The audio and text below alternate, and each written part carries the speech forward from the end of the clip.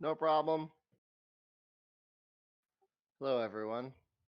Oh, hey, Gurgi, I meant to ask you, is today your birthday or next Friday? 'Cause you said it was at the end of the month, correct?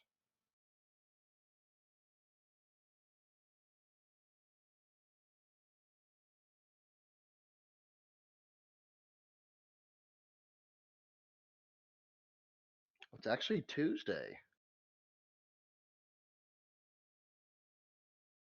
Well, then we got to make sure to wish you a big happy birthday on that day.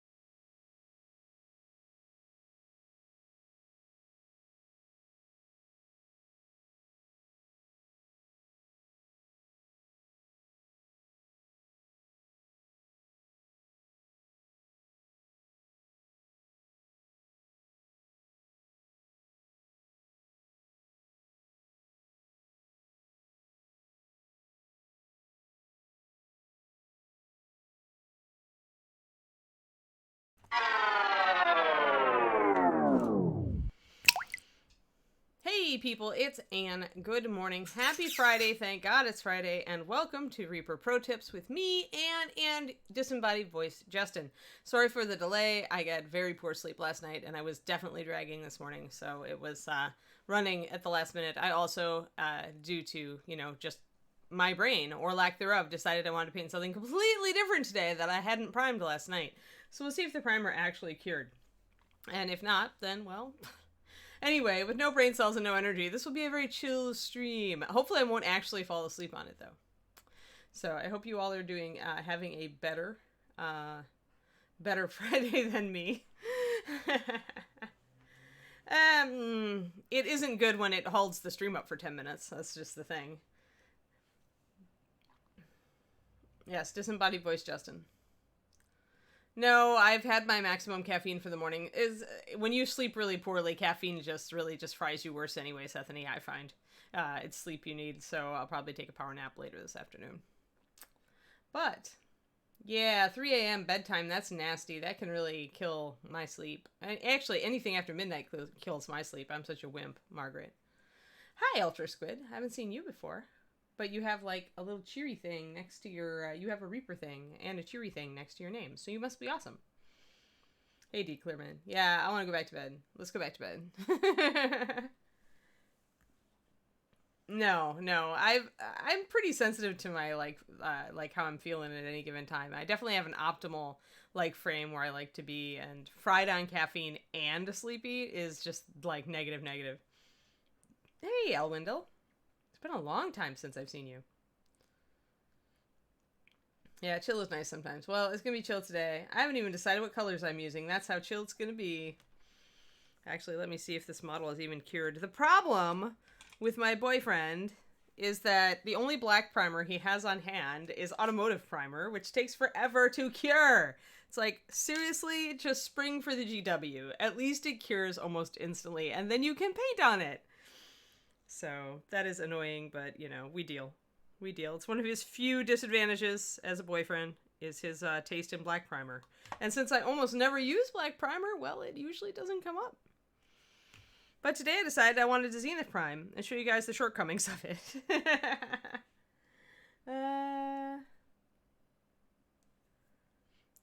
Good to have goals, Gurgi. Where is my Poke Tool? I need to Poke Tool this super glue because it is fighting me. I do not appreciate it. This is going to be that kind of Friday, guys. This is the Friday that wanted to be a Monday. Do you ever get those feelings? Poke. All right, so I'm going to, switch to minicam. Let me get back to my, let me undo this. And go to that. Yay. Okay, it's a snake. Yep, it's a snake. And I didn't even use white primer to Zenith Prime it. I used light gray, so it's like a snake without that much Zenith on it. So we'll see. Oh, okay. Yeah, computer issues suck. I never have a problem getting to sleep in Aura. It's being, woken up during the night by Kiri is mostly the problem. Because I'm hardwired to wake up if she has a problem or is restless. I'm a light sleeper, and I definitely can train myself to wake up to certain stimuli. So, in the old days when I had a bunch of animals, it's like, if the cat starts to barf, in a second, I am awake. And Kiri does get restless during the night, and so when she does, she wakes me up, and it just happens, and it disrupts my sleep. So... last night was a very, very disrupted night.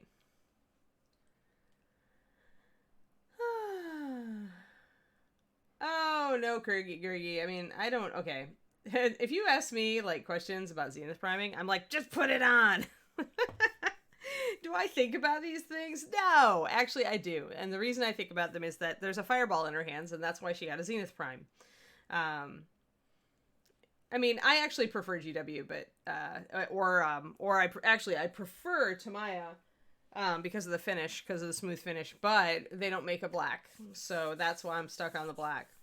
But I actually don't like a lot of the Krylon or automotive primers because of the cure time, because you have to wait extra time, and I'm impatient. I must have my painting when I want it. So I just glued this little girl together. She's one of the cooler models, I think, that we have that gets really underrated. Nagendra Matriarch. She's a snake person. She's very cool, though. She has some cool texture on her scales. She is a great model for lighting effects as well, obviously. Since she has that fireball up above her head, it's great positioning. When I do Zenith Prime, it's more like, I don't know, it's illustrative. I just so seldom do it. Like, I played with it on my Creature Caster model just to see what use it was, and it, like, it's useful in making me force my shadows. So, in that case, the Zenith itself doesn't, as long as it's roughly from the, Tistor, the point is that, and this is the thing, is most people misuse their Zenith priming that way. You do cover it all with paint, yes. Unless you are specifically using, there's two ways to use Zenith. You can put it on and then kind of touch it up with additional white, which we will do, actually. Let's do sketch style today. How does that sound? Let's grab some pure white and rock it. And I'll show you how you can use Zenith priming. But if you do that, then you want to use heavy glazes over it. You don't want to use really opaque paint. And essentially that way you can paint very quickly and get good results and not have to do as much work. Because the primers do the work kind of for you. You set it up. You do some work when you're setting it up. So I'm using the wet palette today because I was just going to do some heavy wet blending. But since we're doing sketch style, this actually works. So let's grab a brush and figure out our light source. So anyway, sorry, I'm all over the place because you can tell I have no brain cells. But Tistor, so you can do the sketch style and then paint with heavy glazes, in which case you're covering it over but with very thin paint that still allows you to show your highlights and shadows from the primer. Or you use this to remind you where your dark shadows should be and how dark they should be if you are going for a dramatic lighting effect.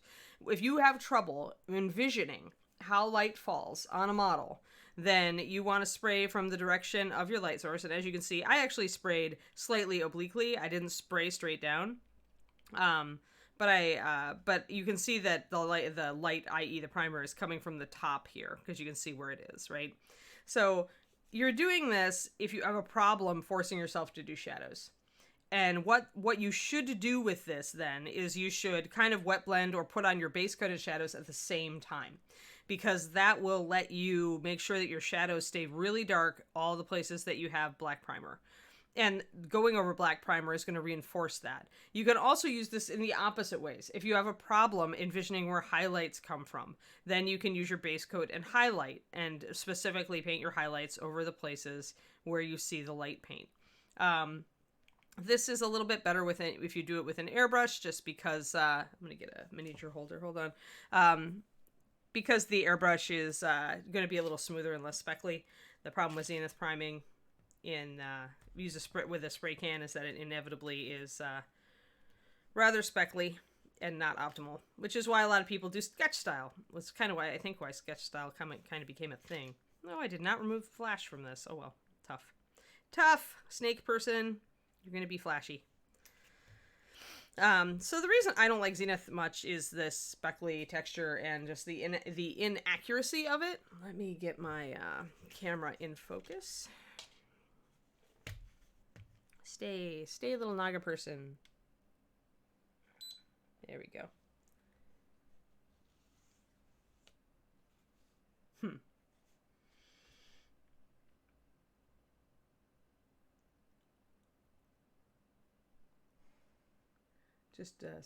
Okay, cool. Just checking the chat.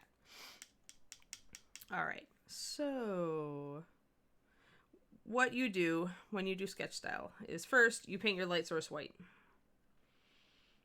If your light source is off camera, well, then you don't have to paint it white.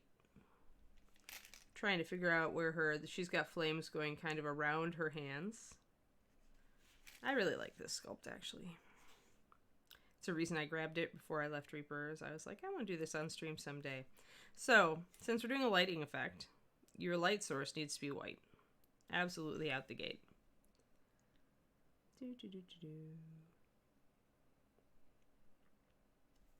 Need to thin my white a little bit. Maybe I should have done the well palette instead of the wet.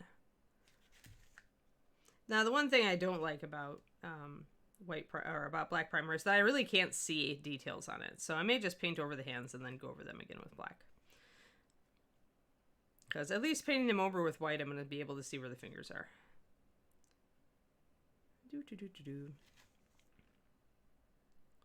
Doing a monochromatic study in black and white on a figure can also be a good way to start envisioning highlights and shadows. Just do black, white, and grays. So if you've got a figure you don't care much about that might work for this, you could do that. Now, of course, the fact that this ball of fire is not see-through and it is solid means that the bottom will be kind of in shadow anyway. So the only way to really carry this glowing effect is to make sure that it shows on the rest of the model. The areas closest to the model are going to be the brightest. Now this is, I mentioned earlier, this is where Zenith, that there's a place where Zenith lets you down, and it's actually with OSL like this. Technically, this fire would probably be lighting a little bit of her underside of her arms too, right? Because it's down here also. You can draw a line between this fire and that bracer. So Zenith has limitations when you're working with OSL. A lot of people try to use Zenith to set up OSL, but it doesn't always work for you. You still have to use your brain cells. In my case, that's going to be tough this morning.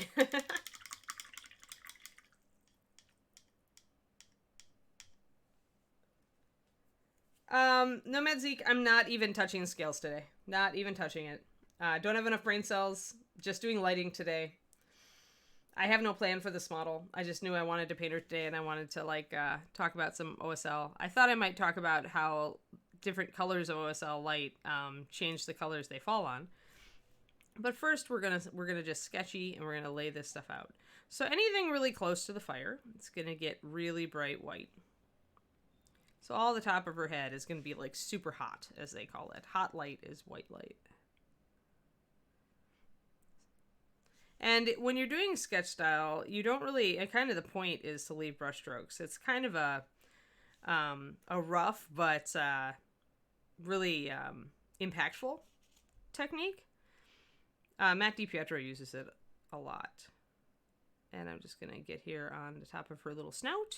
Got her little eyeball right there.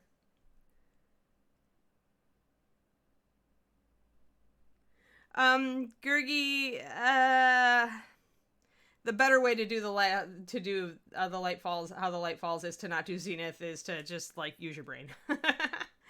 That's kind of the point here, is that Zenith priming doesn't necessarily work with OSL like people tell you it does. The best way for you to think about OSL, I mean, set it up with this. It doesn't matter how you do it. You want the light to be coming from above because the fire is coming from above, right? And you could do various angled light. I chose to do a slight angle just because I wanted a little bit of this to fall. But because I chose to use a slight angle, note that my light sourcing is incorrect. Her head is all the way in front of the fire almost, so there wouldn't probably be that much light down here. Instead, I've kind of compromised it in the name of style. So I'm going to have to be careful when I get down here to make sure that it still looks right.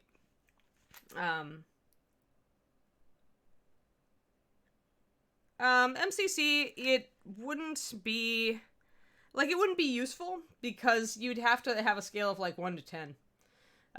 There are colors that are not, we don't have any colors that are fully transparent. So we've just got colors that are less transparent, and the ones that are less transparent are labeled clears. And then everything else is on a range. I mean, the best way to think about it is just that darker paints tend to be more translucent, unless they have a lot of earth pigments in them, like browns. Browns tend to be not as translucent, but wouldn't be people wouldn't. I don't know. I just don't think it would be very productive. If I tell you something has a 4 or 5 translucency, or a 6 or a 7, you'd have to be taught how to use that information, right? And at that point, I'd rather just teach you that darker colors tend to be more translucent and lighter colors tend to be less so, and that you have to add more water when you add white to a color. That's much easier, and you don't have to worry about some numerical scale that may be very arbitrary. So, for me, I guess that's just the way that I'd think about it. There's also this idea in the community that translucent is bad. So the minute you add a translucency scale to your paint, one group of painters in the marketplace is going to say, "Oh, I don't want those colors." And it could be some of the best colors, on earth, but then suddenly the sales of them aren't good and they get canceled. So, it's all about education. The painting market is, I think, very strongly about education. You regularly see spikes in sales at conventions if a particular teacher is using particular colors, and things like that. So it's really, the problem is always education.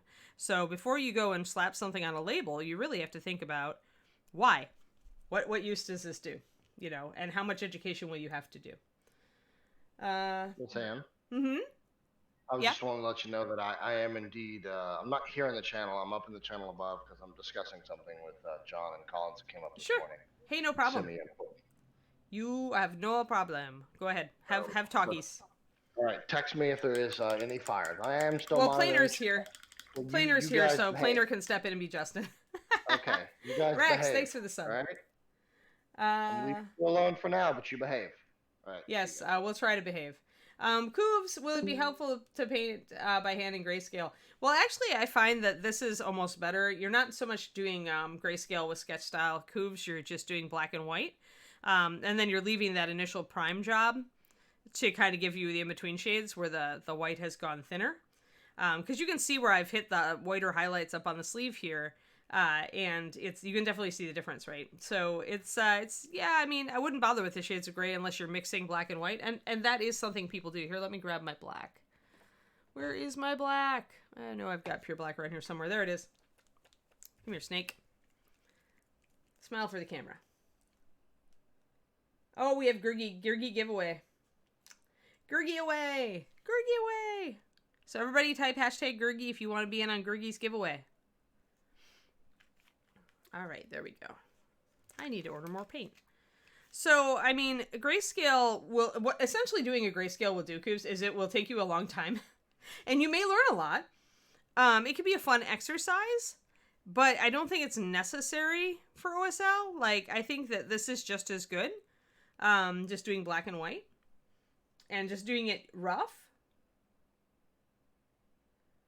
All right, sorry, just looking at this. Okay, making sure I'm not getting behind here. Now, there are two ways to do her arms. One is very time consuming. So she's got scales on her arms. And we have to ask ourselves, well, you can see how the primer has kind of brought those scales out, right? You've got little strips of black and little strips of white. And I have to ask myself, is it going to be productive to paint all that detail up here? Or should I just paint it a block of white and then rely on my later paint work to bring that texture out, right? And that's a good question, and you could do it either way. What you do need to pay attention to is where the light would be. When you are thinking about where the light should be, you should always think that light is linear. It's moving in a line, right? Actually, I mean, Kaz, this is like similar to the way that Matt would set up a model. I mentioned Matt DiPietro earlier. He's a really good painter. He teaches at ReaperCon often. And Matt uses a lot of sketch style. So he'll lay down things like this in black and white. And the other thing this lets you do is smooth out your underlying layers a little bit if you've got the chunky little speckles. And then do like heavy glazes or and build up colors. I mean, you could also do, hold on. I'm just trying to catch up with all my chat here. But if he also uses sketch with color, then that's not something I do. In fact, I never use sketch style. It's not really my style. I do play with it from time to time to see if I like it and to see if I can make it work. But I'm not the person to teach it to you. Strange. I did a black primer with a light gray Zenith. I meant to grab a white, but I had a light gray to hand. It doesn't really make a lot of difference. Now I'm using not white primer, but just white paint to emphasize where the light is coming from. You don't need to keep using primer. Once you've got your initial coat of primer, you can just use paint. Now, as I was saying, the whole point here is that you want to figure out where your light is falling, and the way to do that is to draw a line. If you can draw a line from your light source to any part of the model, like here, So here's my ball of light, and it definitely touches, if I draw a line, it definitely touches the upper part of this snake's cheek. You see it? So that means that that area is light. And because it's close to the light source, it means it's going to be very bright, like very light. So I'm using a lot of pure white. I am going to get a little bit of the scale pattern and the eye there.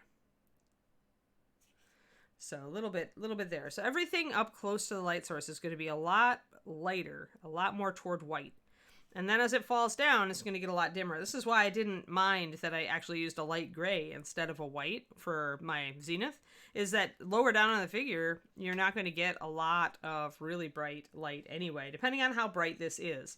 Now, if this fireball, if we decide is this magical light, if it's really blinding, then yes, then you could get this totally bleaching out wherever it touches on her. Yeah, actually, Hooves, that's the... Yeah. So, Cooves, that's the model that David, my boyfriend, uses in his class on OSL, the Pathfinder Goblins. They're really good examples. Do I have mine? I had mine sitting around somewhere, but I may have put him in the case. I took David's class for fun because I was at a con. I wasn't doing anything else. And they're really good. Yeah, they're really good for that. They're fantastic for that. But yeah. So, okay, so... establish again real quick. I did do a prime. I did a couple primes, one from the back, one from the front at a slight angle. This is, like I said, not the way though that the light would necessarily go, so now I have to go down and correct it. It might have been better, and I actually thought about not doing a zenith at all, but simply drawing in where my highlights would be, like I am now, just blocking them in without the help of the primer, which would have been perfectly valid. There's the underlying principle here, guys, is underpainting. Zenith is underpainting. And what that means is that you're putting a light or dark shadow underneath certain parts to suggest a lighter or darker, like the way that light travels, right?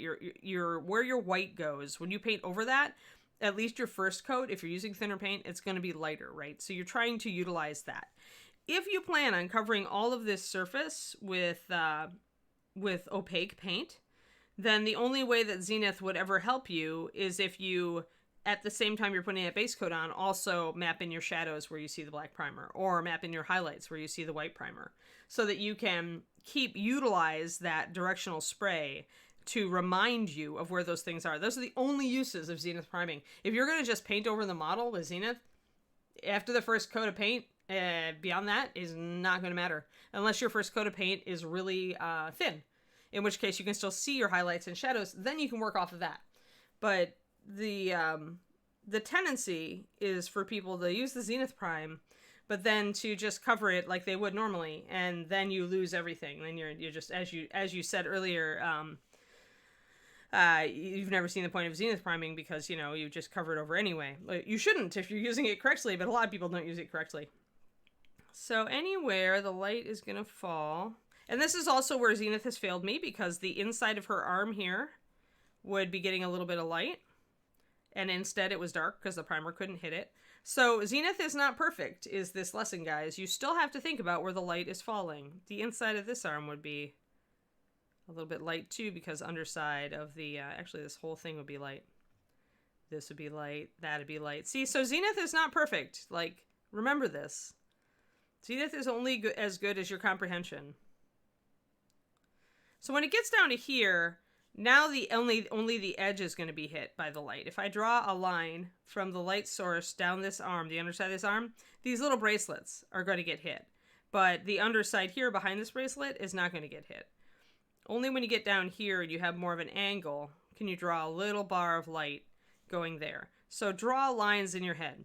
Figure out where your light source is, and then draw a line. If you could draw a line from the light source to the area, you know the light is hitting it, and so you can block that in light.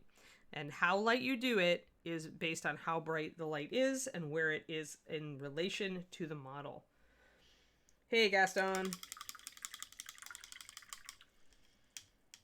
Yeah, you can also do the photo thing, Crispies. That works too. I find that it can be a little bit harder sometimes to see some of the fine details that you might need, things that might allow you to troubleshoot a little bit better.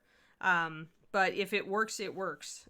Just keep in mind, like I said, that if you, depending on what your light sourcing is Zenith may not do it all for you. It may actually set you up with some fail points, like here on the arm, that you have to adjust for.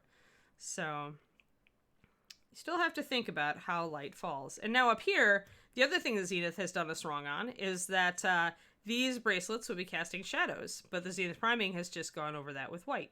So instead, I have to come up and actually line behind those bracelets, see, to create a minute shadow. Just a little bit of one. Because there is a lot of light here. And here, we're getting to maybe where it blocks it out. So I might leave the top of that bracelet white. But the one farther away is definitely going to cast a little shadow.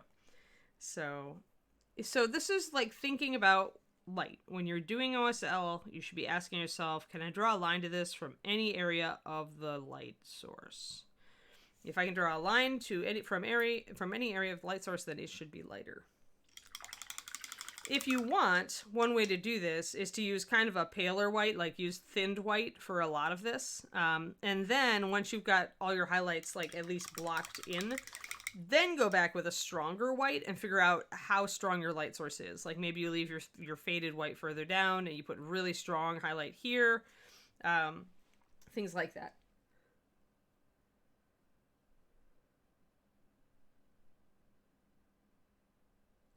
Same thing happened with Pure Black. No, Coobs, maybe I wasn't clear. Pure Black is made with a black pigment that tends to shift bluish. It's a very subtle bluish. It is not like really strong, but if you mix it with white, you will see it is a colder black. We do not have access to the brown pigment. You could get a warmer black in tube paints, but we do not use it. Instead, if there is a warmer black, it is other pigments in it. I don't think we do a warmer black at all. Like usually, because then it'd be a dark brown. It's like,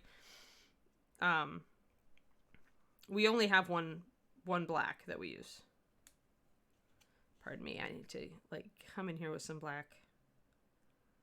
So I have my black mixed up in addition to my white. I'm kind of looking at all this, figuring out what I want to do, if I need more shadows, where I need more shadows. Definitely need more shadows on the underside of the arm here.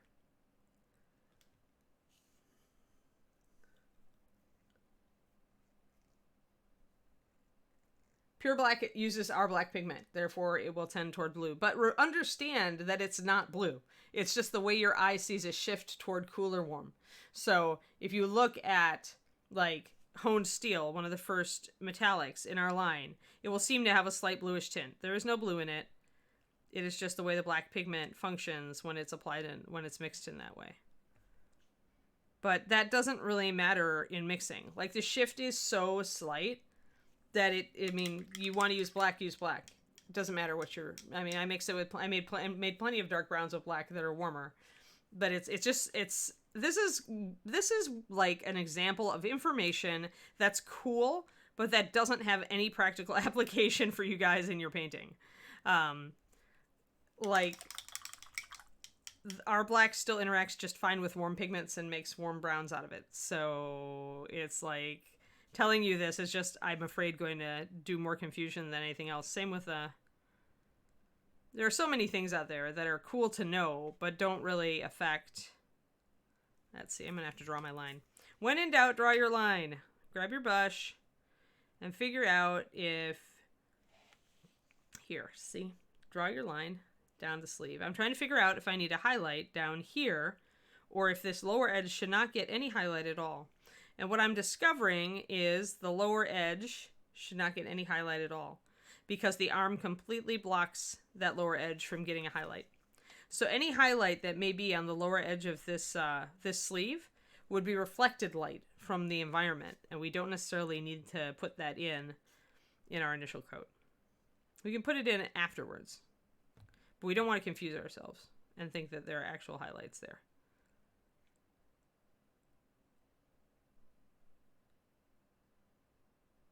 Now, you don't necessarily have to be as precise as I am being here. You could just try to kind of ballpark it, and you probably would look fine.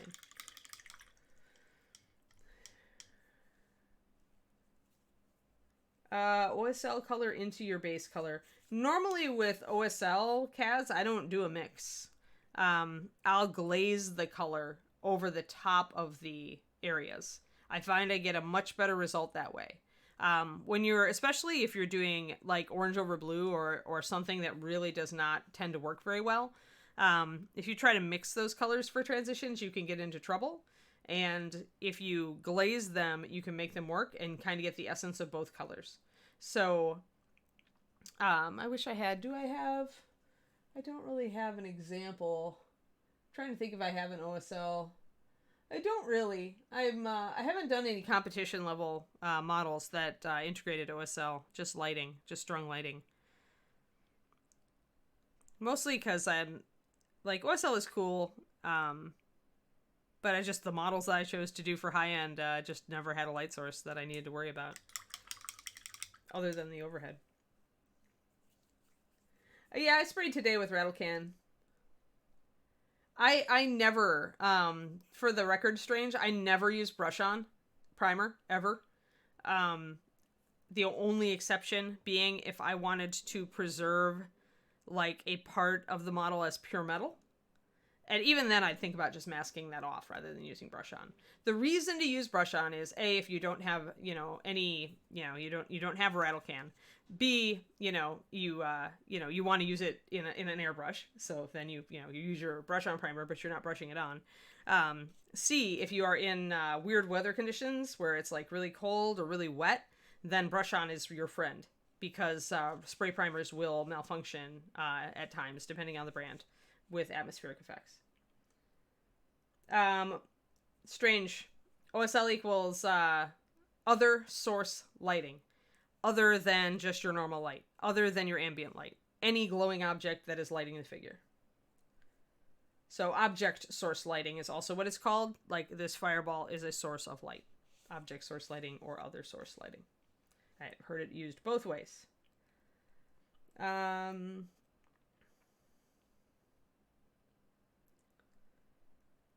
It might Panthera because what you're getting into there is if it's really cold, or really like, humidity essentially will bond to the primer particles and give you a fuzzy coat. Just the way you, if it's like really cold outside or if it's really dry and you're spraying from too far away. So airbrush tends to not be that way because you can get really close with the airbrush and real subtle. Like you don't need to be real far away. So there's not a lot of room for humidity or other things to impact it. Humidity or temperature. So yeah.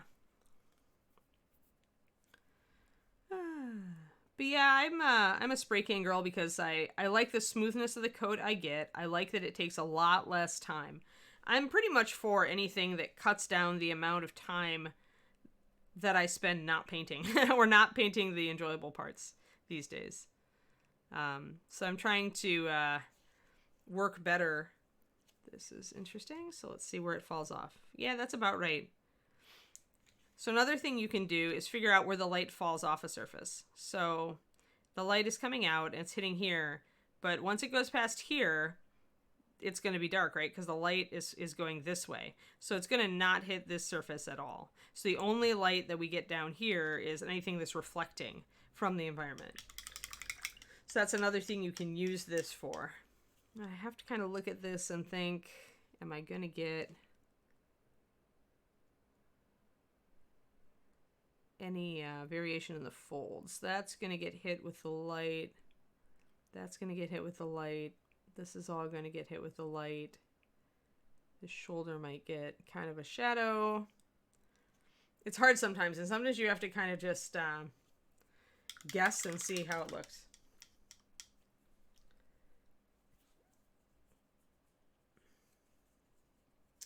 I prefer Tamiya, so Tamiya. It's a Japanese brand of primer. It's been used by modelers for decades. It is a very fine-toothed primer, so some people do not like it because they want a rougher primer with more tooth. And I got to watch up here too.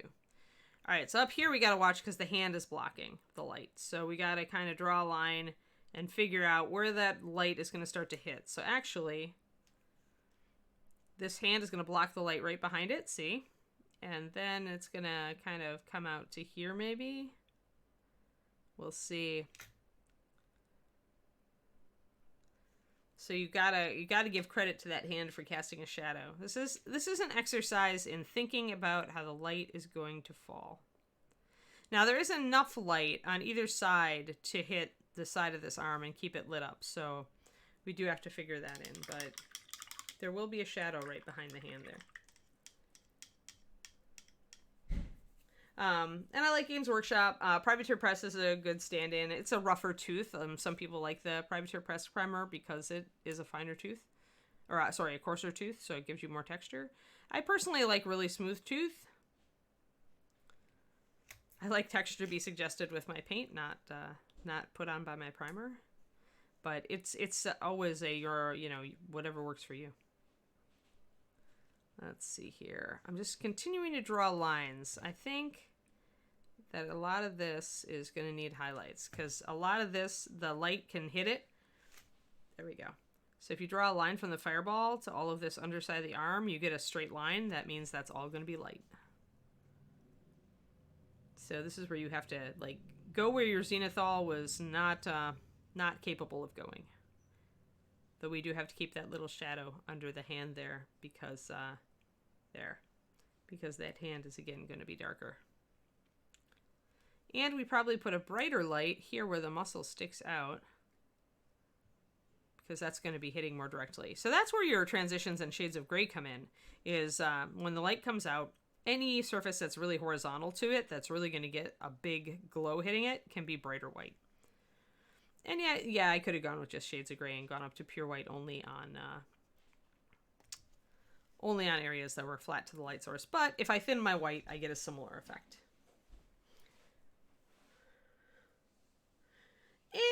Airbrush is optional, Elwindle.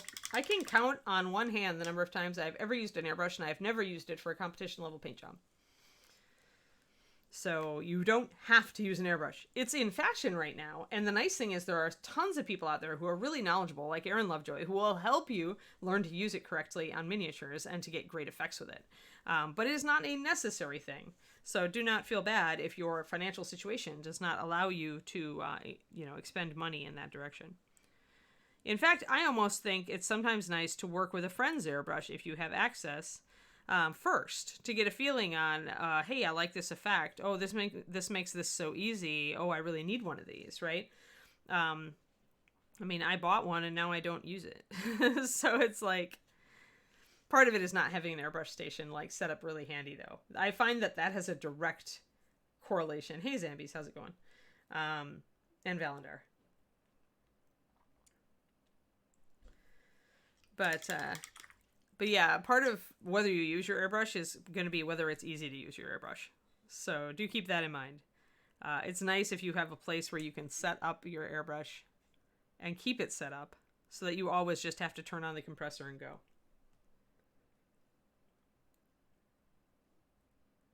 Brush on sealer is transparent, so no.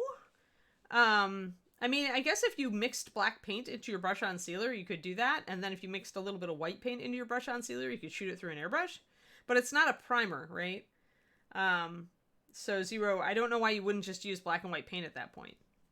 Like, you could put a sealer coat over the top of them before you painted the rest. Yeah, it is a new skill. Rainbow Sculptor's got it down. It is a whole new skill. And that's partially why I haven't invested strongly in it. It's like, if I feel like I get the results I want without it, then I'm like, well, then it becomes optional, right? Then I don't need to do it. So I have to just kind of think about, well, is it worthwhile for me to do it? And there are so many people out there that are so much better at it than I am. That's like, I always refer people to those people if they want to learn how to use it. Lovejoy comes immediately to mind. Erin Lovejoy, who teaches at ReaperCon and is generally an all-around great guy. He does Miniature Monthly. Erin is fantastic at teaching the airbrush. And I love him because he never accepts anything at face value. He tests it himself. And so he's able to kind of debunk and give shortcuts and not just embrace, the way everybody else is doing it. I think Erin has very much come to his own way of doing airbrush. And I respect that so much. because you always need people who are going to push the boundaries. So I've got a little bit of a fold here and another little fold there, and I'm going to go a little bit farther out and grab that fold, and I'm leaving these areas a little bit dimmer, see, because they're further down. I may be actually going out of line and putting in a highlight where I wouldn't actually have one here, but I've decided I want to bring out the cloth here a little bit. So I'm just going for it, even if it's not strictly correct. And you can always make these calls with OSL, but you just gotta make sure it looks right. So when the day is done, if you cheat a little and put a highlight where there wouldn't necessarily be one, ask yourself if it still looks right. If it still looks right, then you got away with it. If it doesn't still look right, then you didn't get away with it. So see how I'm starting. This is starting to read correctly now. Hold on.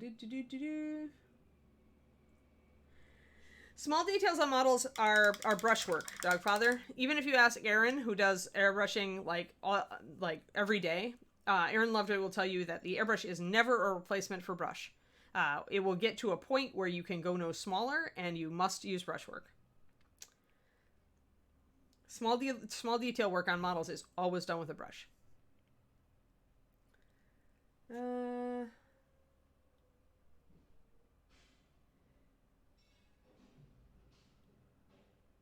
Yeah, when you're renting, you got to vouch for that. Just use paint. Just use a brush. You don't have to use an airbrush. Yes, exactly. And Aaron is really cool and talkative about it, and excitement is infectious. Yes, exactly. He's like me, is like, when you get on your topic and you're all like, yeah, and then you infect everybody else. Yes, one of us. Yes, like that. Yeah, I mean, if you want that kind of effect, right? It gives you a slightly different effect, though, Gasoline Moth, from oil paints. And it is a little faster, and it gives a more diffused application. I mean, you can do the wet blend, so you can do that, but it will give you a very different look. And it is, and like I'm doing here, with oil paint, you're going to have to think about, where some of the lighting comes from, whereas if you're using a spray, it's going to do some of the work for you.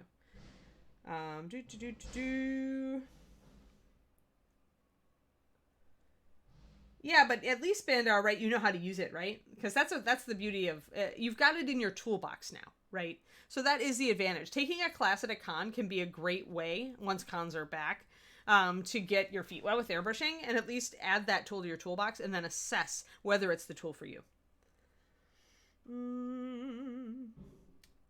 Oh yeah. Yeah, Elwindle, for Bones Kickstarter stuff, absolutely. Base coating with an airbrush can be so nice and fast, especially if you're doing stuff for gaming and you just want to get that base coat, highlight, shadow done on bigger models fast so you can get them on the table, then just do some details, you're done. So totally great for that.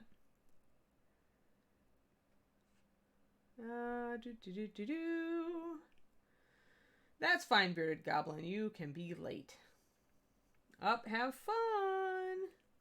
Oh, flooring tile palette. Good luck.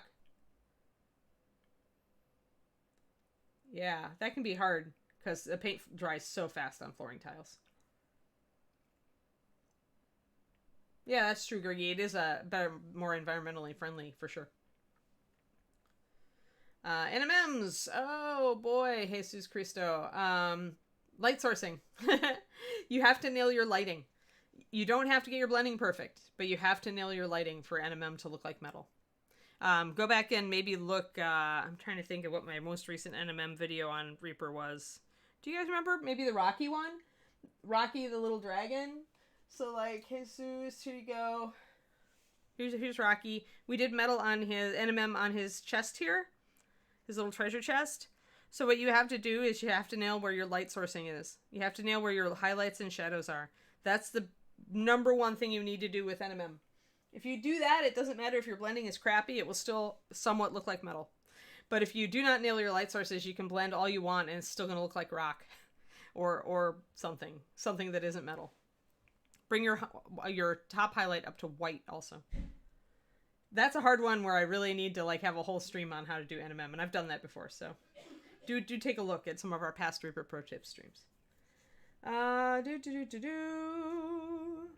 playing Animal Crossing. That's funny. No problem, Miss Imp. Animal Crossing this Friday probably takes precedence over Anne's Fried Brain. Yeah, I mean, it's fun, right? It's fun to deal with a new tool, Crispies, and you can get some nice, fast results with it. Yeah. Well, for 28 mil though, I mean, it's better if you're 28 mil like her. If I decided she was mostly green, I would just base her entirely in green, do highlights and shadows with the airbrush, and then come in and paint other areas by brush. So if you're doing a ranger, spray her in green. If you're doing a rogue, spray him in black. It's doing a knight that's mostly metal, spray him in your metallic or your gray.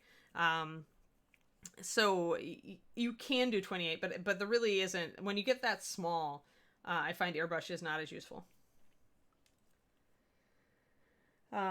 So yeah, thanks, Jesus. Yeah, but it's really with NMM, with non-metallic metal, it is figuring out where your highlights go, where your shadows are going to be, and then remembering that metal is reflective. So you need to add another set of highlights about where metal is reflecting back up from the environment.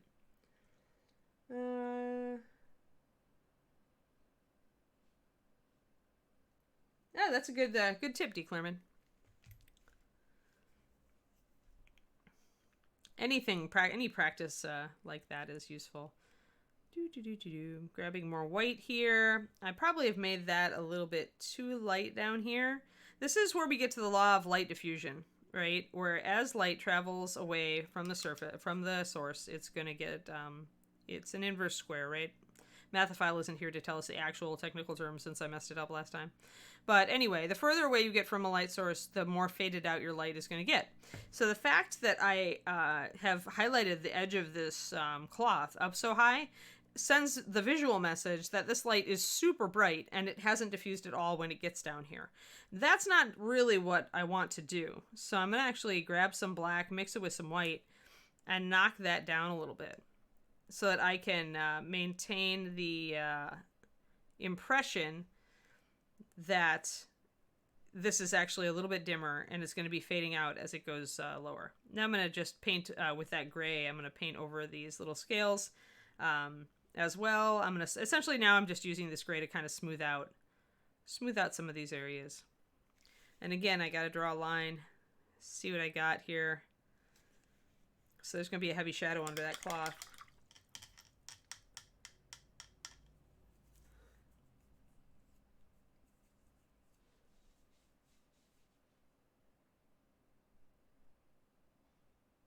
Oh, yeah. Yeah, Wendell, I feel you.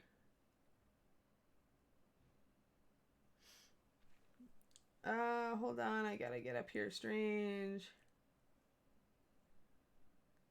Then it's not really OSL strange. Okay, so normal lighting on the figure is just lighting. Or sometimes it's called zenith lighting because usually we're just envisioning a light source coming from above, right? It's the sun or the moon, I suppose. But the minute you change that and you have object source lighting, if you have something else glowing other than the sky, that's when you're doing OSL. So otherwise it's just directional lighting, or the way we used to say it was overhead lighting. So that's the base technique where you're assuming an overhead light source. And how strong you make that light source is up to you, but it's still not OSL. OSL is other source or object source, which is different from overhead lighting. But yeah, it would just be shading based off of shadows that the sun casts. Yeah, Ultra Squid, do watch some of my streams then. On that Rocky Chest, I've done a couple of NMM streams and really gone into detail on exactly where you want to place shadows and highlights to make something look metal. And also the physics, the why of it. So it's not that hard, but it definitely does take brain power. Like, it's what I call a conceptual technique. There are mechanical techniques and there are conceptual techniques. And mechanical techniques are things like, how much do I thin my paint to get a smooth blend? You know, so blending, like layering, wet blending, those are mechanical techniques. They deal with physical things like paint consistency and brush stroke. But when you're dealing with OSL, now you're dealing with a conceptual technique. It really doesn't matter how you put the paint on the model. What matters is where you put the paint on the model, and that's tied to actually understanding the way light falls. And so it's the concept, being able to understand that concept of light, that makes your NMM crash or win.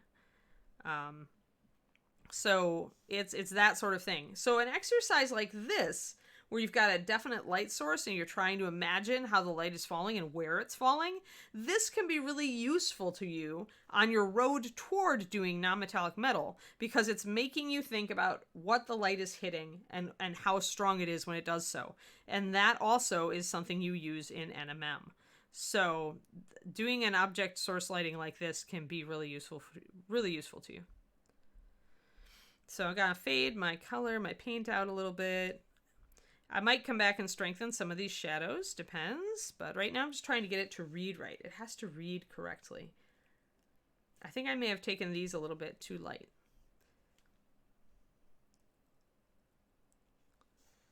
Yeah, that's better. Whenever you highlight something that's really on a surface that's tilting away from the light source, you usually can spot it just by looking at it. You're just like, oh, okay.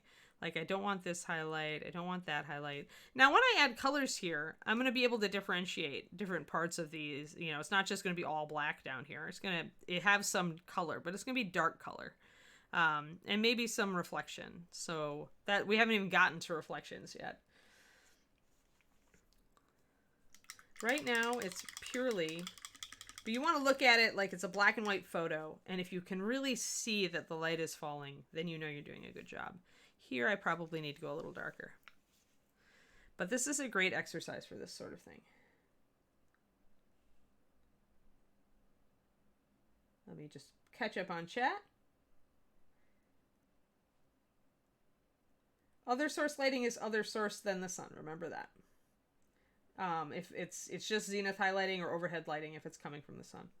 Unless you're doing like the sun at sunset, then technically it's OSL because you have a sideways light source. So really it's like even though we shouldn't, we differentiate between lighting from a natural source that is expected and lighting from, you know, an unexpected source. And the difference here, guys, is you don't have to think a lot about overhead lighting. Like in an overhead lit object, in a standard piece that has no weird lighting effect, the lighting usually takes kind of a back seat to the model. Like you could do a strongly lit, normally lit piece, but it wouldn't, like, the lighting wouldn't be like all about it. Whereas when you do OSL, you're choosing that other source, that non-conventional light source, it becomes a star of the piece. At that point, your subject matter is partially the lighting. Whereas with overhead lighting, with normal diffused highlighting from above, usually the lighting is there, but it's not the star of the piece. When you're doing OSL, the lighting is like one of the stars, is you are emphasizing it. Think about cooking shows where they're like, you must use this ingredient and it must be the star of the piece. And it's like that. When you've got an other light source, an outside light source, an object that's glowing, then it becomes one of the stars. That's part of the point of the piece at that point.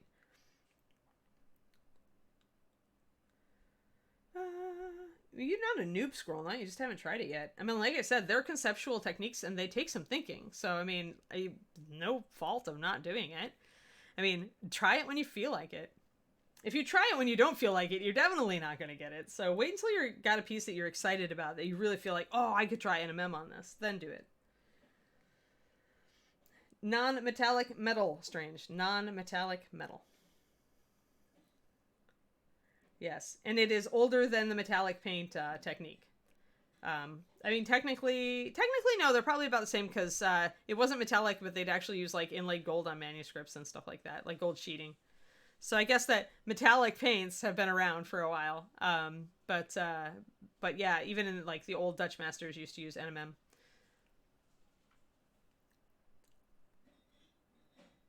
You haven't painted your first mini yet? Well, Strange, why are you here? Get painting. Paint along. Grab a mini. You can watch me all you want, Strange, but darn it, if you don't pick up a mini and do it, you're not gonna grok it. You're not gonna grok it. You can only absorb so much before you actually start painting. But yes, you can do it. Do it. Do it. Yeah, I mean, the best thing to do, Strange, if you're starting and you want it to look good, is try to make your base coat very neat. Just strive to be very neat with your base coat, and then try some lining. Or maybe try a wash. Yeah, just start slow. If you have the Learn to Paint kit from Reaper, it's really good primer. It's a good starting thing. Oh yeah, magnifying glasses. Well, you know, I'm stuck with my reading glasses. I can't paint without these suckers anymore. Yay for everybody being very very encouraging of strange. Thank you, everybody. Hi, Sky's clear. 2D painters used NMM for centuries. Yeah, like I said, is like the Dutch masters. Go back and look at some of their kick butt, like the tea kettles. I'm like, oh, the Gothic goblets that are NMM silver, like the glass that they did. Holy crap! Yeah, they've been doing it since the 1500s. I want to say 1500s.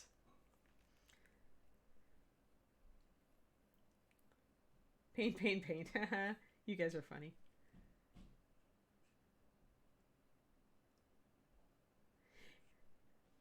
Yeah, visual then hands-on, that's me also, but with this hobby, learning paint consistency is a key part of getting good results. And paint consistency, you really can only learn from the feel of it.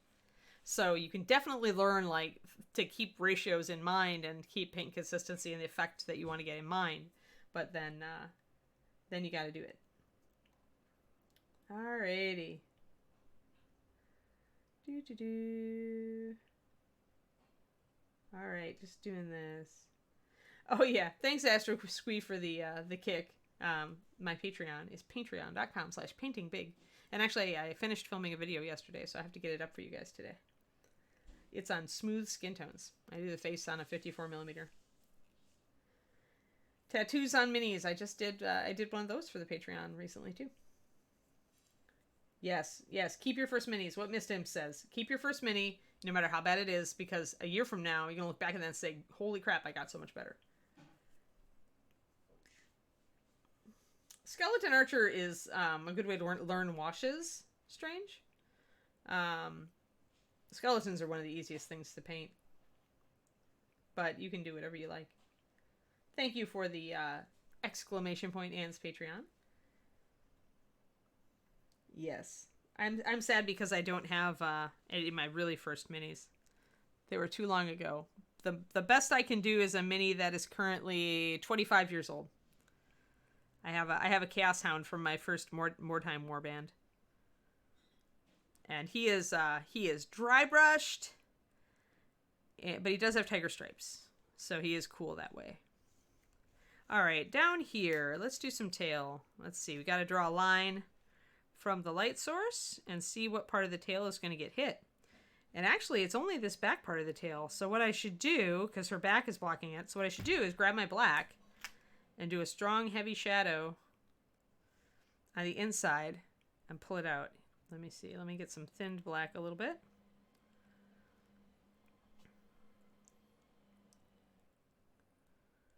So really, the light is hitting pretty far out on these scales from that ball. The other thing you can do is to do this, is to put your light source up and kind of see where the light source starts sticking out and you can't see the back side of the mini. It's a little hard with this camera right now. But it's the same sort of thing I did yesterday with the rock troll, where I was just looking along the line of where the light was falling and making sure I couldn't see any really strong shadows. Oh yeah. Yeah, Dark Elf, he's almost done. Like, I really need to, like, just get his little base polished up and get him pinned into it. And there's the tattoo that I did on Mr. Dark Elf. And then, and let's see, he's currently swinging around on his base, but then the tail of the dragon is back there. Yeah, the mini painting community is honestly the reason to be in mini painting. Well, mini painting is also terribly fun, but you know what I mean, right? Yeah, I painted my first ones with enamel too, testers enamels, because we had car models.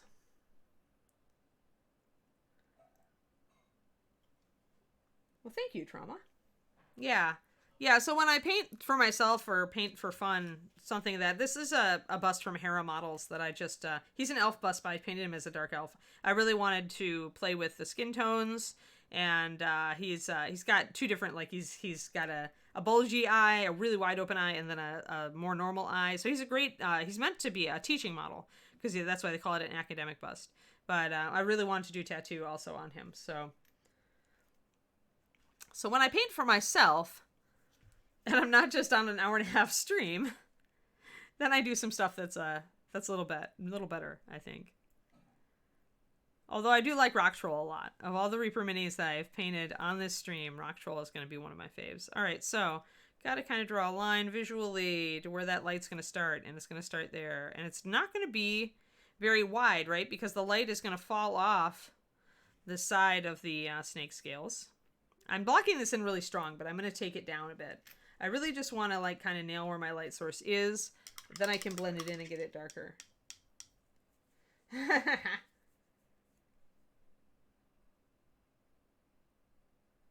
What line of Reaper Minis have the most detail? It's probably, I mean, it varies, right, these days. Like, I would say Bones Black if you want the bones, or the metal model. This is actually a Dark Heaven Legends figure, so she's actually metal. Either would, I mean, the sculptors are sculpting in ZBrush, right? So they're not necessarily sculpting for one line or the other. So you will get good detail on various models from all the lines. But the Bones Black tends to have really nice sharp detail. And the metal models tend to have really good sharp detail. And a lot of models are available in both bones and metal. So you can look at that. So now I've gone in with some black, and I've kind of wet blended here to diffuse that light. Oh, Lord. No problem. Yeah, I like the Bones Black stuff. Calorie. Is it calorie? Celery. It's celery. Awesome. You are named Celery. I approve of this. Not my favorite vegetable, but it is funny that you are spelled leet celery. You're painting that model that I wanted to see you paint. Yes, I am painting that model that you wanted to see me paint. Oh, boyfriend. Glad to see that you survived your shopping trip. The trip into the great wilds of Trader Joe's. Yeah, I've just been blocking in, just doing lighting, just doing black and white to, I gotta see where my light sourcing. Okay, the light source is actually a bit more out there, so what I'm doing is here, my Zenith Prime couldn't quite get exactly realistically correct here, because it's Zenith Prime. It isn't intelligent. It can't really look and see where your light should fall. So, I am touching up where the light would fall. And since she's holding it directly above her head, let's see if you guys can see this. So when I move it up here, where it starts to really stick out, that's where the light is going to start to fall. So all around in a donut shape. And there's going to be a shadow on the inside because it's going to hit her shoulders here and not allow it to go all the way. Celery pizza would be gross. Yuck. Oh, yeah. Yeah, Fiddly Bits. Yes, Pathfinder. Well, Pathfinder is it's a metal model line. But yeah, the Pathfinder minis are really nice. So, everybody hates me, but I'm good for everyone. Celery. It's true. Oh, dear. Well, good. That's good, Strange. Yeah, if watching streams of painting minis got you into painting minis, awesome. We have succeeded then. All of us who stream mini painting. Really, we're just, trying to get our zombie, our force of, it's like one of us. We're just the Borg. We're just trying to get you all into painting in our hobby. Because we love it. And we want it to last. And other hobbies have made the mistake of not encouraging newcomers, and we think that this is silly. And so mini painters are some of the friendliest people you will ever meet. And we really like to help you learn. All right, so kind of okay there. I think I've got my donut. Got to kind of check. Okay, so here is actually her arm is going to be blocking the light source just a little bit there. So I need to put a shadow. So I'm constantly drawing lines to figure out where the light is really going to hit and where there's going to be shadow. So likewise, her arm is going to be really blocking. This is where my primer is wrong. It should not have highlighted this edge because her arm is interrupting it. Like part of the edge, maybe a part of this little flap should get a highlight. But in order to figure out what part, I'm going to have to look at my light source and look at where it really can reach down there. So when I look at her elbow and I look at the fire, I have to kind of look at that little flap. I don't think any of it's going to get hit. I think her torso and everything is in the way. So that little flap doesn't get any light at all, actually. And I'm not certain that I should really be giving any light to even that. Yeah, see? If I'm really honest with myself, I would bring this way down. Yeah, light moves in straight lines, but primer moves in not quite straight lines because turbulence.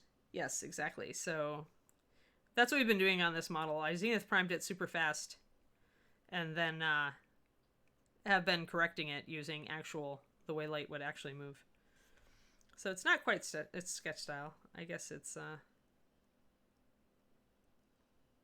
would be something else, but it's why zenith priming is not the end all be all for overhead lighting or for light sourcing either. Alrighty, I'm teaching at ReaperCon Live SquirrelNet, or hopefully I am. I submitted my class, so we'll see if they have room for me. But yeah, usually I do the awards ceremony for the painting competition too, but we're not really having the usual painting competition this year, so I don't know if we will have an awards ceremony. I would love to do it if we do. Would hate to like wreck my record of, God, how many years have I been doing this, guys? Are we on ReaperCon like 15 or something? 16? ReaperCon is one of the things that started right after I started at Reaper. And I've been doing the award ceremony pretty much since the beginning. Alright, so we've got a nice diffused light coming down now. This might be a little bit much. I haven't decided. But, I mean, it should be hit with the light. What I think it is, though, is that it's a little bright. Especially with how pale I've gotten this area, or, you know, how little light is falling here. I think maybe I've got a little bit too much light falling here. Yeah, pure white and pure black, Tister. That's what I'm doing. It's just the easy. I'm just really underpainting and sketching in where my light sourcing is going to fall. And now I'm wondering if I really needed to do... Yeah, I'm taking out a lot of the highlights that I put in because they were wishful thinking highlights. Where it's like, oh, I really want to put a highlight here, but guess what, Anne? The light wouldn't necessarily hit there, so the but is, I'm afraid, going to be minimized. I'm at least putting a glaze of black over it to take it down. There's probably, again, when you get to actually painting this model, there will be plenty of colors and things in here. They'll just be dark. There won't be a lot of light. I'm really trying to isolate where the bright light is coming from and what it's going to hit and what is totally shielded and not getting much light. I think I'm going to leave that the way it is. I'm going to look over here. Yeah, I do need some highlighting here. When you're underpainting like this, how do you decide when you've sort of gotten enough in that you can clean up the rest and the overpainting stuff? Really, once I can look at the model and see the light sourcing. Like, if I can, like right here on camera, when I look at it, if I'm like, oh yeah, that looks real, then I'm there. But when I'm still, like, not happy with it, when I'm still like, oh, that doesn't look real, why doesn't it look real, then I have to stop and correct it. Because otherwise, if I don't fix those mistakes now, if I'm using this as a template, I'm gonna end up messing up the model and having to correct it later. Oh, good. Good, Chris. Thanks. Yes, I am actually. I used to be a Red Bull addict, and my friend gave me an energy shot of Red Bull to use as a mini holder. It's one of my older miniature holders. So yes, exactly. I use the product placement watch, right? Not really, because I don't really do it. Don't do the energy drinks anymore. My gut really hates them now. I really can't do it. Maybe we need to get you a Pringles baby can to be a miniature. To be beyond for Overwatch League, right? Celery. I'm glazing and painting over the sketch. I'm correcting I'm correcting the zenith, is what I'm doing. So like here, I need a little bit more, and so I'm painting over, and then that's kind of in the sketch. Like I'm kind of sketching up here, you know. And what I'm really doing here though is I'm correcting placement and intensity, so that when I start painting in earnest, I've got the correct, just like the correct effect down. So right now, my problem is that this is too light because it's too far away from the light source and it wouldn't be getting this much light. Now, there is one way this would be picking up this much light, and that's if the snake scales are shiny. But in that way, it wouldn't be picking up necessarily diffused light. It would be picking up very sharp light. So if I wanted this to look shiny, then I would probably map in all of the little lines between the scales. Would you do that at the underpainting stage or wait for... I would normally I would go ahead and paint over it and then I would do it, but I'm doing it right now on camera just to show them what I mean. So if you start putting in some heavier shadows, if you start lining the scales here, then that's your basis for starting to suggest that these guys are actually very shiny scales, and that's why you've got this light here. And this is also great practice for brush control. Lining is always great practice for brush control. So I suggest it's one of the first things you do. So that kind of looks cool, actually. I'm going to go from the other side. I mean, I've used everything as a holder. I use the meds from my dogs, the bottles from my dog's meds. I use ancient film canisters. I use actual pretty miniatures holders, though that one doesn't have a mini on it right now. I use blocks of wood. Like for my big models, I like the block of wood method. So don't overthink your holders. I know there are all sorts of people out there who want you to buy expensive holders. You really don't need to. Sometimes I buy one. The most important thing when you choose a holder is it comfortable to hold? Yeah. Trauma's got it. Anything can be a holder as long as you have sticky tack. Exactly.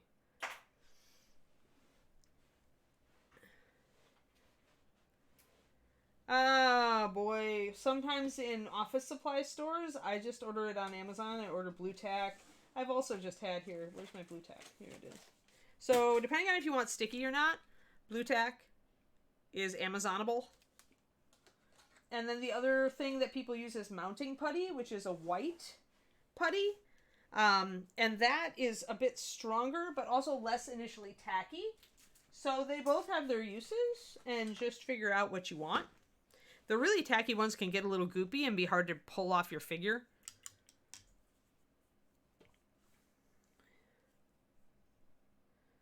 All right.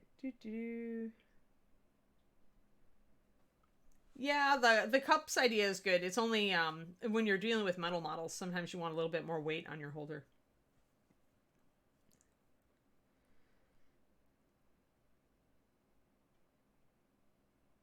Huh. Twitch is waiting for TV. I have no idea. I'm not getting any dropped frame rate messages. Twistedoma. All right, let's take some black and do it the other way.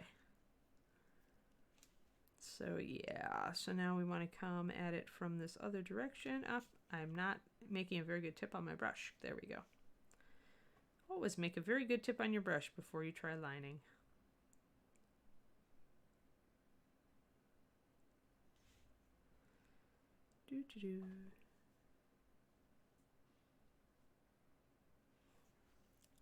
So bringing that crisscross in interrupts that glow that I had going on and gives me a better effect, I think. That's looking more realistic now. So interrupting that glow actually helped it a lot. So I'm kind of happy I did that in advance, even though I'm going to lose a lot of this when I'm redoing it. But now I know what I need to do down the road when I'm actually putting colors on. Make sure that I align some of these scales. Something I probably would do anyway, but you never know. I think I need to put more black down there. Twitch doesn't like you. Oh, is Twitch trying to cast to your TV and your TV isn't on? That sounds right.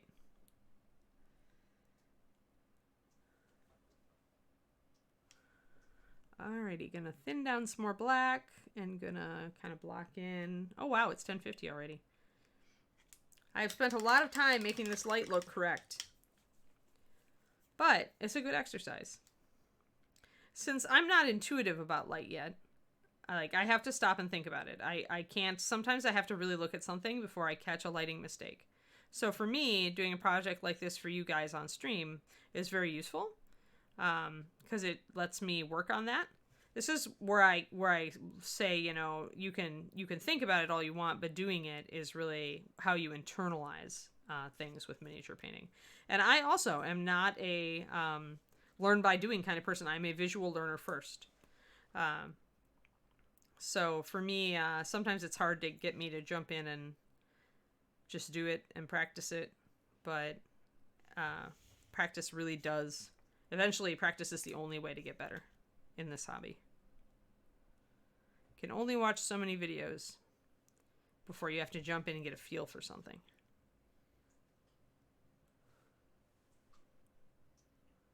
For lighting, though, I do think it can be helpful to, you know, just if you're watching movies or TV, people who do film have some interesting lighting and do really interesting lighting.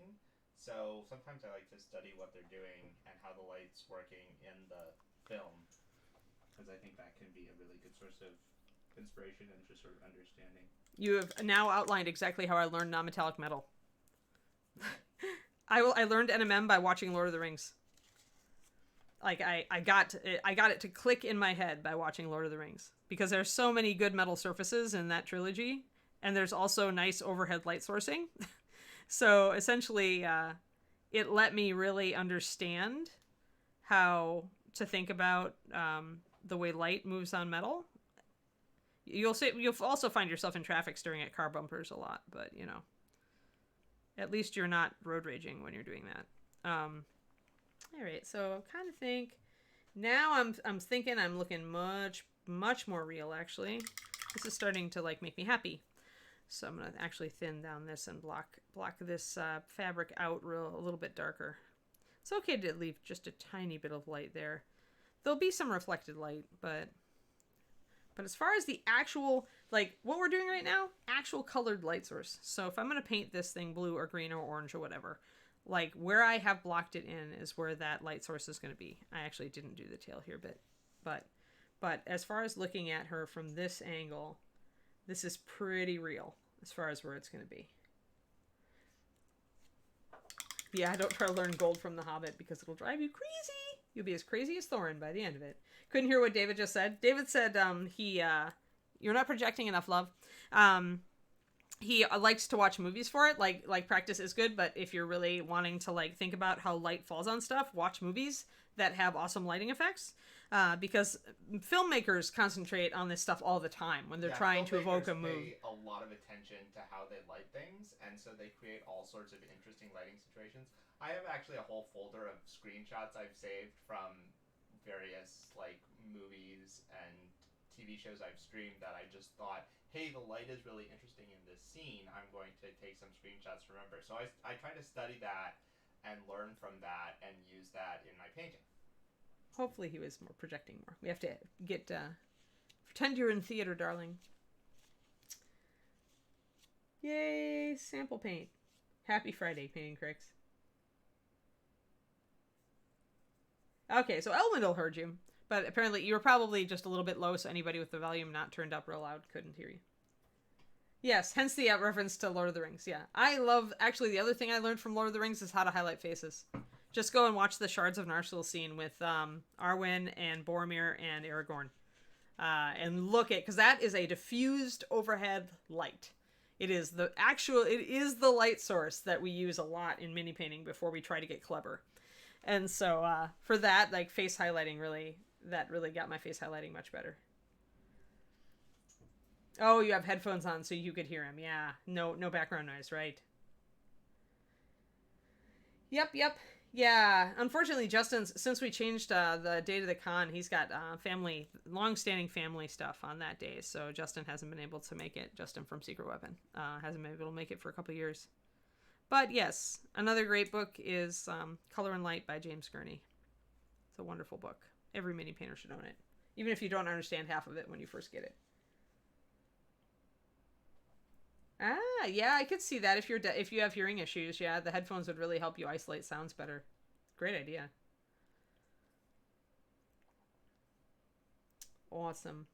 So yeah, I'm liking this a bit better now. I still feel like I need just a little bit. I know it's counterintuitive, and I know that my light source doesn't necessarily... And the reason I feel like I need it here is that I've chosen to put a highlight here.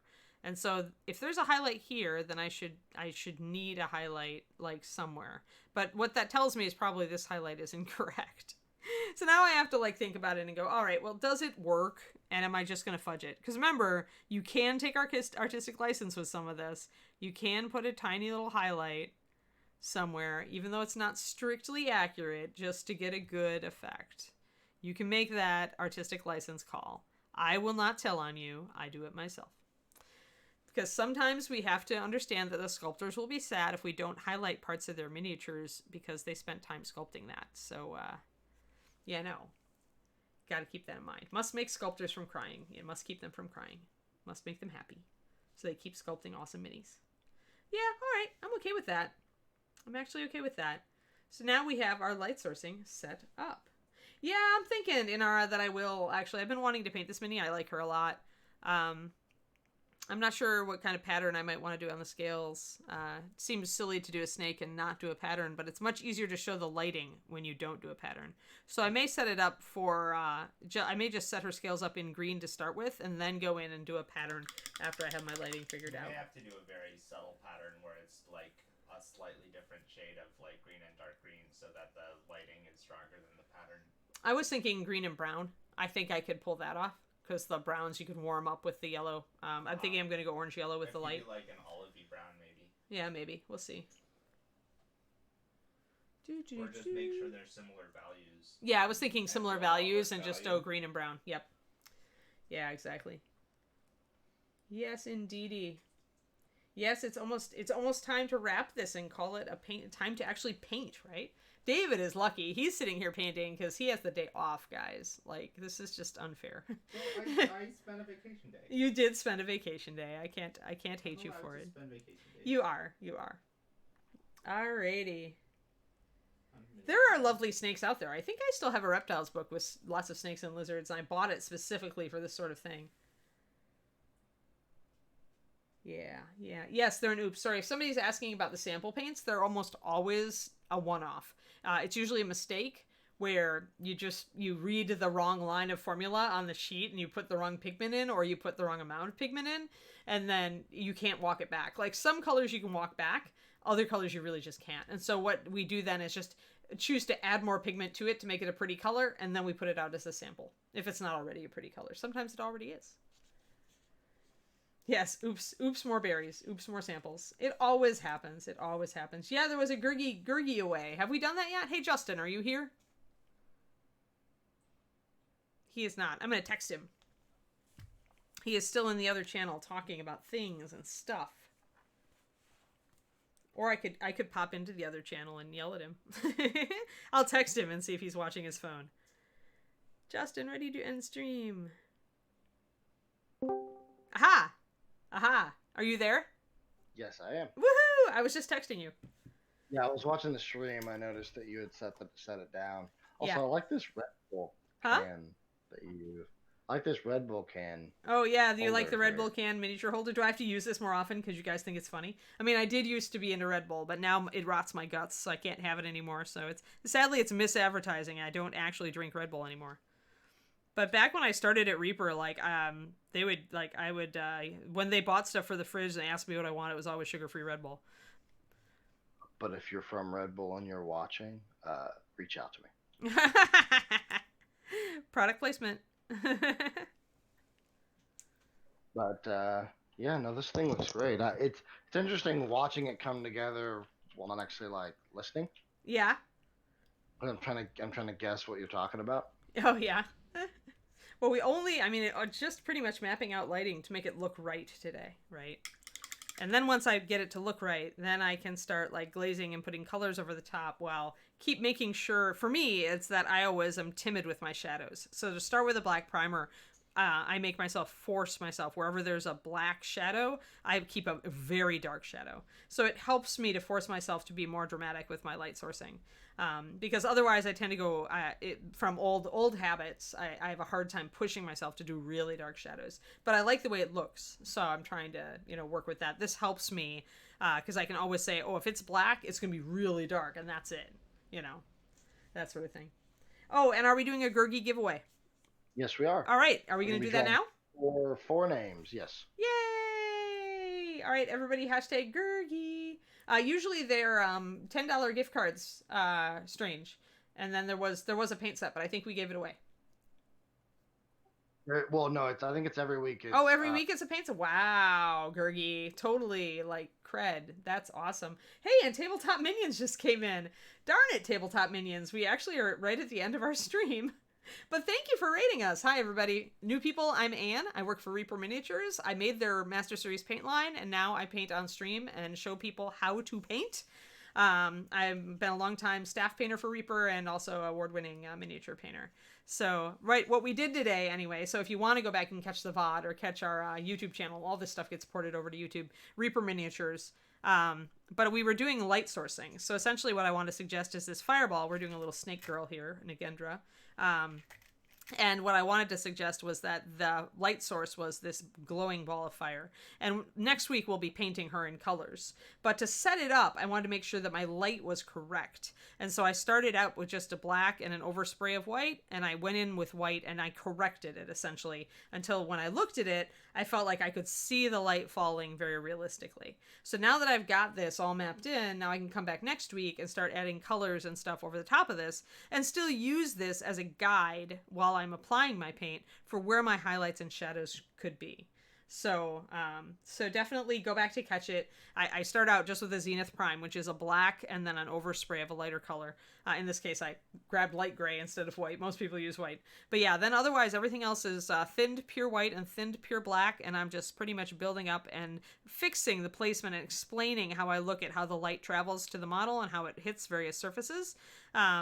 This is kind of the conceptual technique of what we call OSL, or other source lighting, or object source lighting. Could really be either of them. So when you've got a light source that isn't just the sun or the sky, then you've got to look at how the light is traveling, what it's going to hit, what isn't it going to hit, and kind of correct that way. And also remember that the light is going to be very strong up here, which is why I've gone close to white with her hood. And then as it moves further away, it's going to fade. And I kept it stronger on the tail because the tail's going to be shiny. And so I could afford a slightly lighter color here because I can pinpoint, highlight, and make these scales shinier once I put a pattern on them. Alrighty. So, Justin, did you pull... We also just did a giveaway. Justin, did you pull the names? I was about to, but seeing that we had new people flutter in, if you guys want to type hashtag Gurgi. Yeah, hashtag Gurgi, Gurgi. One of our one of our people who is always here in the chat. He has a, let's see here.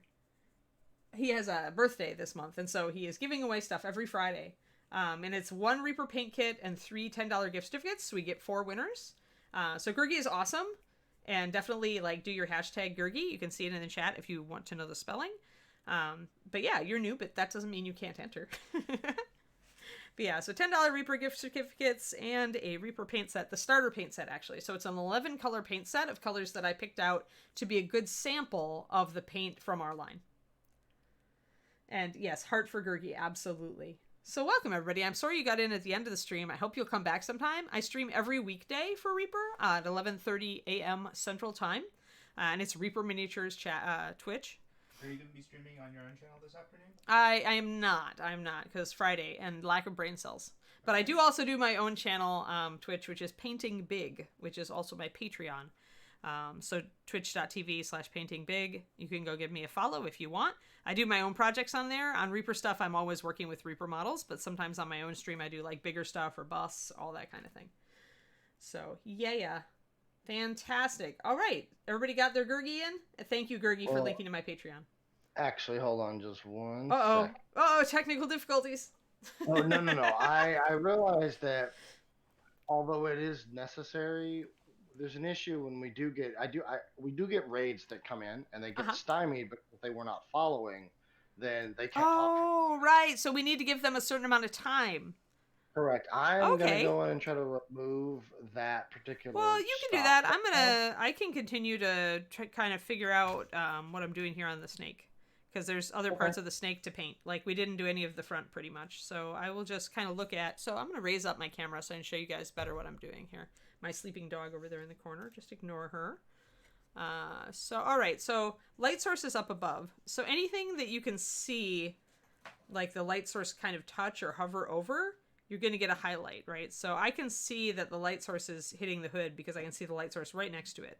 And then as I move this, I can see the light source kind of cross over the shoulder. So I know that it can hit all of that. And I can use this as a guide to figure out if it can hit things like this little hem. And I'm really seeing, no, not really. But now I can look at the front of the model. It's got her head. It doesn't actually have a lot. Her snout and her arms are back far enough, but her hood and her snout actually block the light from getting to a lot of this. So what we can do is we can kind of, yes, happy birthday, Gurgi. All right, you guys should be able to just follow and then type in chat immediately. Yeah, okay. So try to follow if you haven't. Follow our channel, and then see if you can type in chat. right away, and that way, new people, you can get in on the giveaway. It says totally not coercing you to follow. Ignore my boyfriend. He's somewhat sarcastic on occasion. No, we do coerce people to follow though, because you know. It's actually a good strategy. See, David knows. Yeah, David absolutely knows. I'm just going to block in a really heavy shadow here back in her neck because the light can't reach it at all. So really dark black. So my primer didn't get all the way back there, so I'm just blocking that in. Now I am going to take a little bit of artistic license and have some of her chest come out and some of her belly come out. Just a little, that little bit of highlight. Because even though the light source would be mostly blocked, she's probably, if her back scales are shiny, her belly scales are shiny, I can get away with a tiny bit of highlight there. And this isn't the highlight of the colored stuff, remember. Like, when I start adding color to her, there will be actual, it won't just all be black. But this is where the light is going to hit, so I just need a reminder of where my light is going to hit. Let's see here. I just want a little bit of suggestion. And see if it messes me up too much. Let's see, I'm going to get... There we go, there she is, with her face is all in the light. And yeah, I'm going to lower this down a little bit now. But yeah, I really can't see, like, when I get to around here, I can see that the light is definitely going to fall on these belly scales, right? Because this big white blob is the fireball. And you can see it would definitely hit there. So I know that this is a good place to highlight. So we can lower our camera back down, get back into focus. God forbid we be in focus. I'm using a dock cam, and it is capable of getting nice and focusy. There we go. Now you guys can see the speckles in my primer. All that. So while we get it all. Did everybody get their hashtag Gurgi in the chat now that we've removed our limitations? Yeah, I think we're probably good. I'll go ahead and draw the names. All right, Also, go ahead and draw those names. Rakam, I think it's Rakam or Rackham. I had a question for you there. Oh, I missed it. Where is it? Help. Because are you painting this as a statue, or are these just to give you guidelines to put your highlights later? This is to give me guidelines on where to put my highlights later, because I wanted to do a really strong light source. And sometimes I find when I'm painting that I don't push the shadows as dark as I could.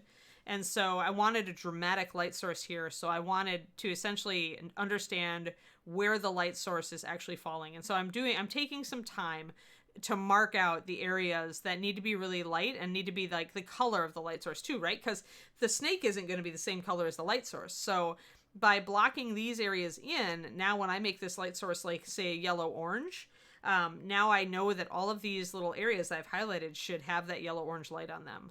So no matter what color the rest of the snake is. So, because it's going to get direct light from there. And then there's going to be some bounce light that'll illuminate the rest of the model. And it will also be orangey, but won't be as strong. So, yeah. Hopefully that helps. Yeah. No, not painting it as a statue. We just talked about that the other day. Oh, I was doing Banshee. I was doing a Wraith. The other day, guys, this is what I did. New people. And she is painted the way I would paint a statue. So if I was doing, say, a living statue that was coming to life, I would be doing everything in gray instead of that teal color. She's actually painted as a ghost who's becoming corporeal. Or a ghost that was corporeal who is now fading out. Depending on how you want to look at it. She's either coming or going. It's up to you.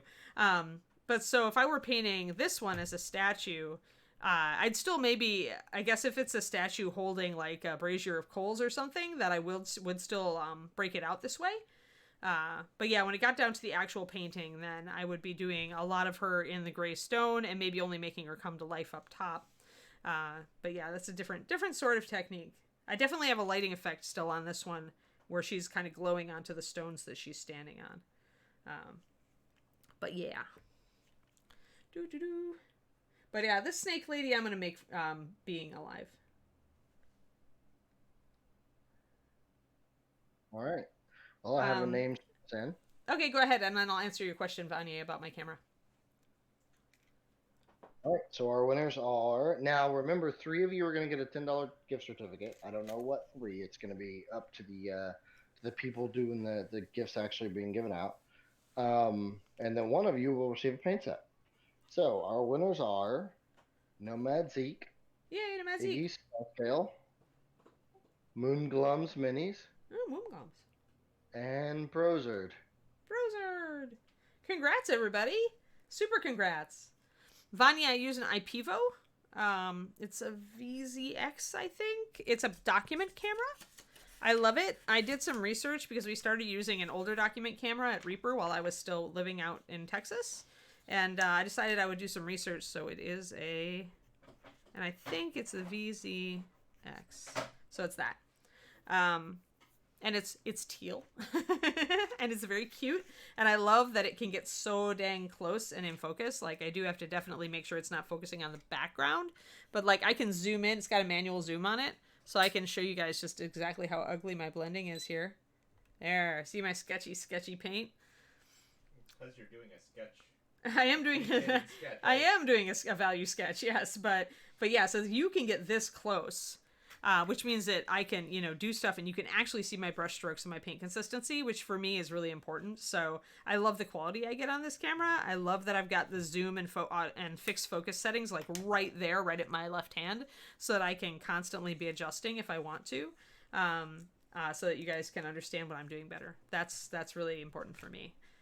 To answer the question, no, the messages were not supposed to be deleted. That's a claim. I don't know why I did that. That's Darth Abacus is just being a turd this morning, apparently. Thanks for the sub, cheeseburger. Yeah. With that being said, though, you don't need to type it in. You're fine. But Anne, would you like to tell them what they're supposed to do? Giveaways at reapermini.com. Is that right? Yes. All right. Email if you won. Email giveaways at reapermini.com. Include your screen name on Twitch exactly as it is spelled on Twitch and your address so that we can give you your stuff. And thank you, Raskin. Thank you. I'm glad you were enjoying my explanations. Boy, I cannot talk today. No sleep equals very brain dead Anne and no talkies. But yeah, thanks. Do come back, new people, if you are interested in watching me paint the rest of the snake. I'll probably be working on her for a couple days early next week. Sometimes I stop and go to a different figure, like that Banshee we painted a bit this week. I've been working on a rock troll who also has a very dramatic lighting effect. So we've been working on him and his crystals, as you can see. So yeah, we were working on the lighting of his back yesterday and on his arm. So we switch around on topics a bit so that I can cover some different things and switch it up and you guys don't get bored. But I try to always be informative. So thanks. I'm happy to meet some of you new people, and we'll hope to see you in the future. All right. Well, it's time to find us a raid, Miss Anne. Yeah, she is a cool model, isn't she, Corbe? Yeah, it is time to find us a raid. I'm okay with us going late because we started late since I was definitely having a slow morning. So No problem. Sorry, however, we have delayed Justin's lunch or after lunch. I'm not sure what we've delayed at this point. At this point, it's just more of a conversation about the thing we were talking about this morning. All right. Yep. So delaying the conversation. So we do have, as far as regulars, we have Sky Daddy is live again. She was doing a Viking yesterday. It was pretty cool. Yeah. She is doing a skeleton today. Oh, neat. Oh, we totally need to raid her then. That sounds super fun. Okay, we can do that. We just did giveaway. Is it giveaways at Reaper? Yes, it's giveaways. Also, as a follow-up, if you ever want to, when the videos go live on YouTube, which can take up to a week, when they go live on YouTube, all of this information is written down in the description below, as well as who won. So as a kind of a visual reference. But it is giveaways at reapermini.com. Yes, plural. But yeah, for those new people who might still be with us, Sky Daddy is a body painter. She's super awesome and perky, and I adore her. And the cool thing is that when she does the body painting, she actually, you can see kind of the correlations between what we do when we paint miniatures and where we put highlights and what she does on her body.